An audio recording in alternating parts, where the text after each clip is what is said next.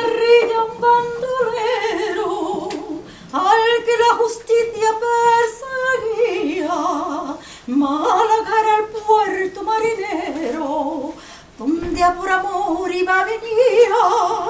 Cuentan que una noche a su bravura le pusieron precio en el perchel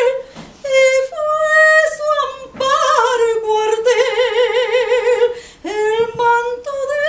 la amargura. Y cuenta la historia que una rosa blanca cambió de color, volviéndose roja, y que zamarrilla llorando cantó. Amargura,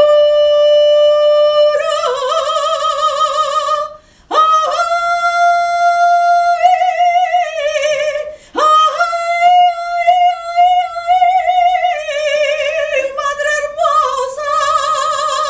la del color bronceado, deja que ponga esta rosa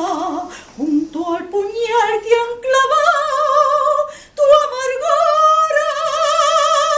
dolorosa, diciendo que el milagro de la rosa que se le volvió como la grana frente a la morena dolorosa, resurgió un clavel de fe